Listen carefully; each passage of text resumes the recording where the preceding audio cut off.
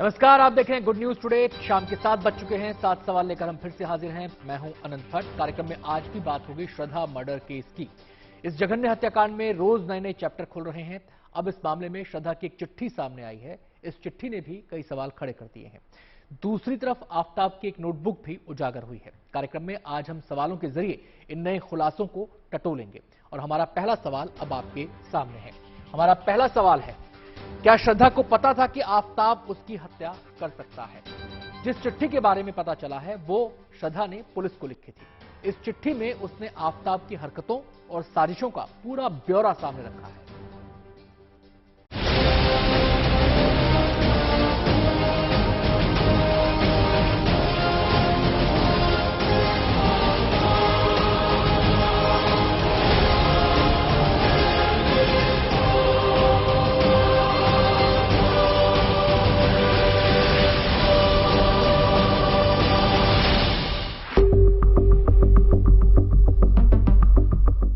27 साल की श्रद्धा जिंदगी को जिंदा दिली से जीने में यकीन करने वाली एक आधुनिक लड़की थी।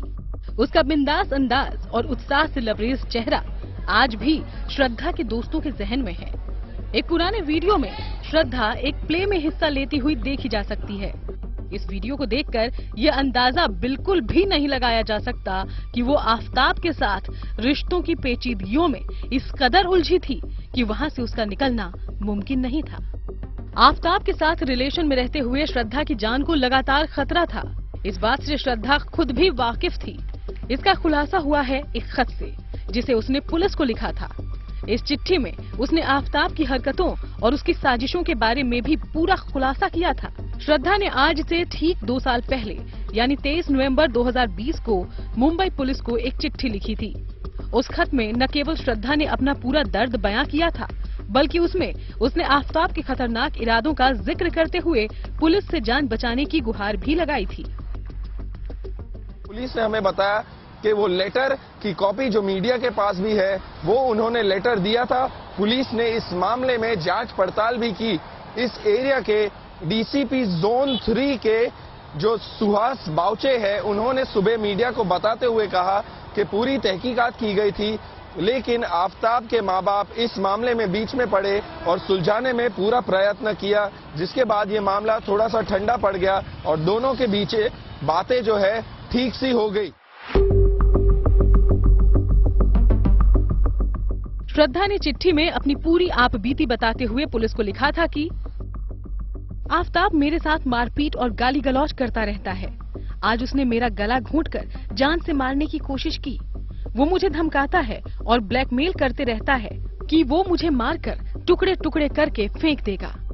मेरे साथ वो पिछले 6 महीने से मारपीट कर रहा है, लेकिन पुलिस के पास जाने का मुझ में साहस नहीं है क्योंकि उसने मुझे मारने की धमकी दी है। श्रद्धा अपने शिकायती पत्र में आफताब के घर वालों की भूमिका पर भी सवाल खड़ी करती है। उसने चिट्ठी में आगे लिखा है कि उसके माता पिता को पता है कि वो मुझे मारता है और उसने मेरी जान लेने की कोशिश भी की है। उन्हें ये पता है कि हम साथ में रहते हैं। अब तक मैं उसके साथ रही क्योंकि मुझे लगता था हम जल्दी ही शादी करने वाले हैं और इसमें उसके परिवार की भी रजामंदी है।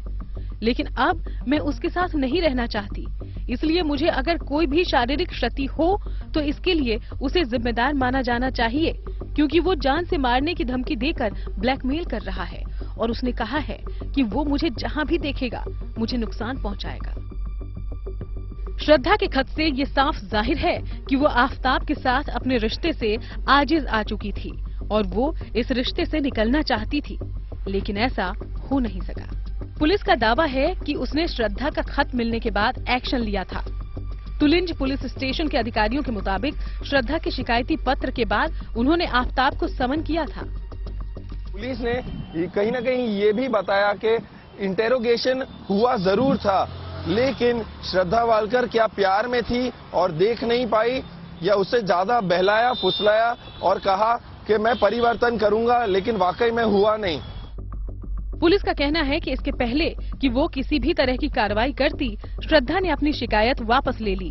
लिहाजा पुलिस ने इस मामले को वहीं खत्म कर दिया। इस मामले में जो भी जरूरी कार्रवाई करनी थी वो कार्रवाई पुलिस की तरफ से की गई है। जो अर्जी दी गई थी, अर्जी के ऊपर में जांच हुई है। जांच के बाद में खुद जो कंप्लेनेंट ने लिखित बयान दिया है कि उसकी अब कोई कंप्लेंट या तकरार रही नहीं है। श्रद्धा के खत से ये साफ हो गया है कि वो आफताब के खूनी इरादों को पहले से ही भांप गई थी, लेकिन आफताब हर बार उसे प्यार के नाम पर बरगलाता रहा और आखिर में मौका देखकर उसे मौत के घाट उतार दिया। मुंबई से देव कोटक के साथ bureau report, good news today. Shraddha की चिट्ठी से साफ पता चलता है कि वो आफताब के खतरनाक मंसूबों को भांप चुकी थी। उसे अपनी हत्या का भी अंदेशा था। उसने पुलिस को चिट्ठी तो लिखी, लेकिन वो आफताब के डर से पुलिस तक जाने की हिम्मत नहीं जुटा पाई। नजर हमारे दूसरे सवाल पर, और हमारा सवाल है, हत्या की आशंका के बाद भी श्रद्धा की शिकायत पर एक्शन क्यों नहीं हुआ? मामला गंभीर है। इसे लेकर महाराष्ट्र के डिप्टी सीएम देवेंद्र फडणवीस का बयान भी आया है। उन्होंने इस मामले की जांच की बात कही है। देखिए, वो पत्र मेरे पास भी आया है, मैंने उसको देखा है। बहुत सीरियस पत्र है। उसके ऊपर क्यों कार्रवाई नहीं हुई, इसकी जांच हमको करनी पड़ेगी। मैं किसी पर दोषारोपण नहीं करना चाहता, लेकिन इस प्रकार के पत्रों पर कार्रवाई अगर नहीं हुई तो ऐसी घटनाएं होती है, इसलिए जरूर उसकी जांच की जाएगी। ऐसा कार्रवाई होती तो शायद जान बच भी जाती। केवल श्रद्धा की चिट्ठी ही नहीं, बल्कि उसकी एक इंस्टा चैट का भी पता चला है। ये चैट उसने अपने दोस्त के साथ की थी, लेकिन ये चैट अधूरी रह गई। हमारा तीसरा सवाल अब आपके सामने है, और हमारा सवाल है, मौत से पहले क्या था श्रद्धा का आखिरी मैसेज? दरअसल श्रद्धा के दोस्त ने खुलासा किया है कि 18 मई को उसने आखिरी मैसेज किया था, जिसमें उसने बताया था कि वो कोई खबर देना चाहती है, लेकिन वो ये खबर नहीं दे पाई और फिर लंबे अरसे तक दोस्तों का उससे कोई संपर्क नहीं हो पाया।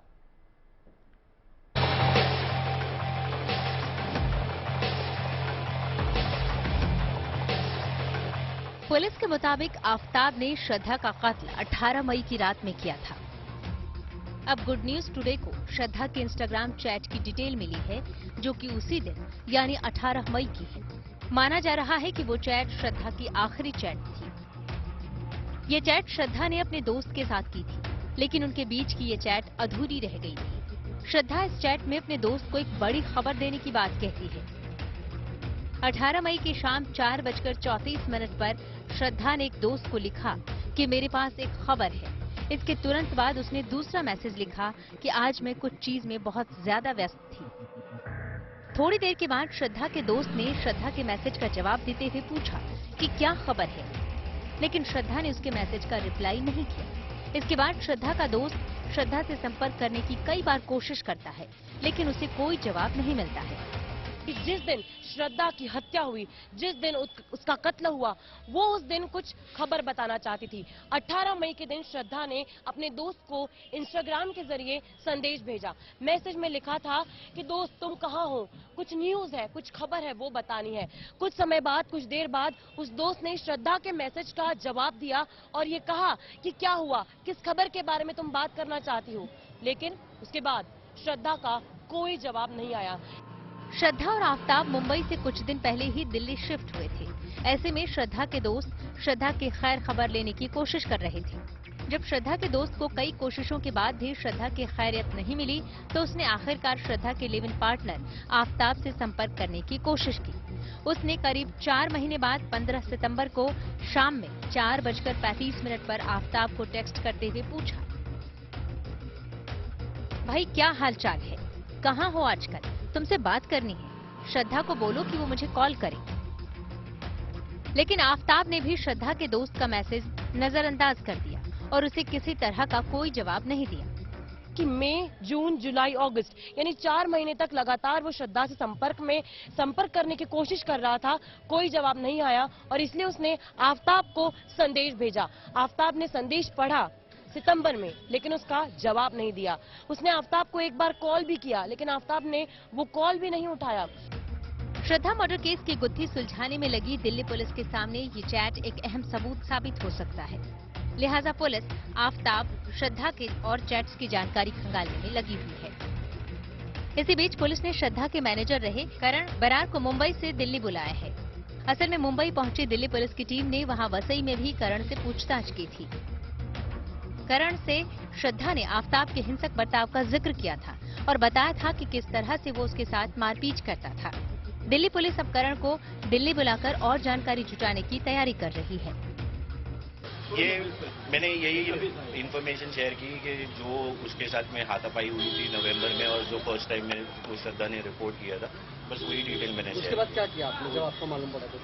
तब मैंने उसकी हेल्प की थी मेरे फ्रेंड के थ्रू, जहाँ पे पुलिस स्टेशन उसको भेजा गया था और हॉस्पिटलाइज कराया गया। श्रद्धा के दोस्तों और जानकारों की गवाही दिल्ली पुलिस की जांच में अहम साबित हो सकती है। पुलिस अपने गवाहों की मदद से आफ्ताब के खिलाफ वाटर टाइट केस बनाना चाहती है, इसीलिए वो हर बड़े और छोटे सबूतों को इकट्ठा करने में जुटी है ताकि आफ्ताब को फांसी के फंदे तक पहुंचाया जा सके। Tejashree Purandare, Delhi, good news today. Shraddha murder case की गुत्थी सुलझाने के लिए पुलिस साइंटिफिक इन्वेस्टिगेशन भी कर रही है। इसी के तहत आरोपी आफ्ताब का पॉलीग्राफ टेस्ट भी किया जा रहा है, जिसमें पुलिस उससे अनसुलझे सवालों के जवाब जानना चाहती है। अब नजर हमारे चौथे सवाल पर, और हमारा सवाल है, पॉलीग्राफ टेस्ट में आफ्ताब से क्या क्या सवाल पूछे गए। इस बारे में विस्तार से बता रहे हैं हमारे संवाददाता वरुण सिन्हा। आफ्ताब के पॉलीग्राफ टेस्ट में उससे करीब 18 सवाल पूछे गए। इन 18 सवालों में पहली शुरुआत ये हुई कि आखिर उसने कत्ल करने की वजह को क्यों चुना, आखिर क्या वजह थी कि उसने श्रद्धा का कत्ल किया। इसके अलावा ये भी जानने का प्रयास किया गया पॉलीग्राफ टेस्ट में कि कहीं ऐसा तो नहीं कि हत्या जो है वो प्री प्लान तरीके से की गई थी, क्या पहले से साजिश को रचा गया और उसके बाद श्रद्धा को जो है वो दिल्ली लाया गया। ऐसे में इन 18 सवालों में पुलिस ने जिस तफ्तीश के साथ चीजों को आगे बढ़ाया है, निश्चित तौर पे सेकंड राउंड में भी पुलिस इन सवालों को रिपीट कर सकती है। इसके अलावा ये कहा जा रहा है कि करीब 50 से ज्यादा ऐसे सवाल हैं जिनको आफ्ताब को बताना होगा दिल्ली पुलिस को, और साथ साथ तमाम सवालों के जो उलझने हैं उनको हटाने के लिए निश्चित तौर पर पॉलीग्राफ टेस्ट बेहद इंपॉर्टेंट है। और शायद यही वजह है कि लगातार पॉलीग्राफ टेस्ट पर दिल्ली पुलिस की और एफएसएल की निगाहें हैं कि आफ्ताब किस तरीके से उन तमाम सवालों के जवाब देता है जो अब तक कहीं ना कहीं अनसुलझे हैं। श्रद्धा की चिट्ठी और उसके इंस्टा मैसेज के अलावा अब इस मामले में आफ्ताब की एक नोटबुक की भी एंट्री हो गई है। ये नोटबुक आफ्ताब का गुनाह साबित करने में काफी मददगार हो सकती है। नजर हमारे 5वें सवाल पर, और हमारा सवाल है, आफ्ताब के घर मिले नोटबुक का क्या है राज। दिल्ली पुलिस की माने तो इस नोटबुक में श्रद्धा के शव के टुकड़ों का पूरा हिसाब किताब लिखा गया है। शव के टुकड़े कहां कहां फेंके गए, इसकी जानकारी भी इस नोटबुक में दर्ज है।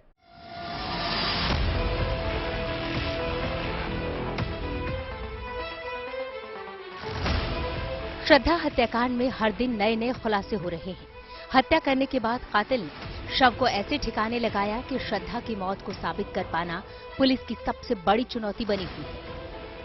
लेकिन जैसे जैसे जांच आगे बढ़ रही है, दिल्ली पुलिस केस को सॉल्व करने के बेहद करीब नजर आ रही है।